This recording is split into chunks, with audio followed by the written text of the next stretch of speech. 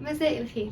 بيقال إن المناهج في الكليات الطبية صعبة شوية، وده بسبب إن المناهج كبيرة حبتين، وفي نفس الوقت ممكن يكون الموضوع الواحد مشروح ب50-60 صفحة وليه ريكوردات بالساعات. وبما إني خلاص بتخرج فعايزة أقولكوا على حاجة مهمة جدا، بغض النظر عن كليتك هي إيه وأنت دخلتها بمزاجك ولا اتفرضت عليك، أنت خلاص دخلتها وبقى ده مجالك وأنت مطالب إنك تكون ناجح وشاطر فيه. فأول حاجة مطلوبة منك إنك تبطل صياح وتتعلم إزاي تتعامل. أي مادة أنت هتذاكرها بتجيب الكتاب بتاعها وبتشوف التقسيمه بتاعت المنهج ايه، والماده دي بتتكلم عن ايه، وانت عليك كام محاضره محتاج تخلصها ومحتاج تخلصها في وقت قد ايه. وبعد كده بتشوف التوبيك اللي انت هتذاكره دلوقتي وتشوف العنوان بتاعه وتقرا الانترودكشن الموجوده تحت العنوان وتشوف الهيدلاينز الاساسيه اللي في المحاضره دي. والنقطه دي مهمه جدا لان انت بتكون خدت فيدباك انت هتذاكر ايه. بعد كده بتجيب ورقه او الكشكول اللي انت بتذاكر فيه وبتكتب فيه العنوان بتاع المحاضره وبتكتب الهيدلاينز الاساسيه اللي في المحاضره، وتحت كل هيدلاين بتكتب المعلومات المهمه اللي موجوده في الجزء ده.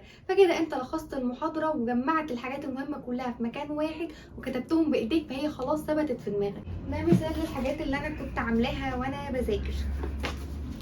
دي ماده البيشنت ايفال، تقريبا كنا بناخدها في سنه تانية. ده كل المانوال ماسل تيست اللي كان للهيب جوينت. دي كل التستات من ورا كنت كاتبه كل المعلومات المهمه. كان كل المنهج كانوا حرفيا، ده كان نص الكتاب تقريبا او تلت الكتاب، حرفيا في الاربع ورقات دول وش وظهر. كنت بروح الامتحان كده الصبح، لا عامل ماسكه دول، لا ماسكه كتاب ولا ماسكه حاجه، انا اللي عاملاها بايدي، انا اللي كاتباها، حافظه كل كلمه مكتوبه فيها في دماغي، الصوره نفسها بتاعه الورقه دي، عارفه كل كلمه فيها فمستحيل انساها. كنت بعمل كده حرفيا في كل المواد. دي كانت هيستولوجي، كنت عامله كده في البي ان اف سنه رابعه. ده باقي مانوال ماسل تيست برضو في الني اهو.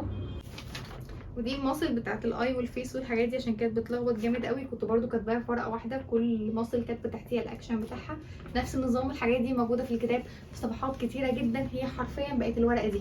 انت كده حرفيا بتكون لخصت الماده وكتبتها بايدك وثبتت في دماغك ومستحيل تنساها، وتقدر تتناقش فيها كمان مع اي حد او تشرحها لاي حد من زمايلك، ان انت اللي بتبقى عاملها بايديك فبتبقى فاهمها كويس جدا. واهم حاجه لازم تقتل الخوف والتوتر وانت بتذاكر وتحافظ على هدوءك، وفي نفس الوقت يكون التارجت بتاعك مش بس ان انت تجيب درجه حلوه في امتحان، لا التارجت بتاعك ان انت تفهم المعلومه كويس قوي لان انت بتطبقها على روح.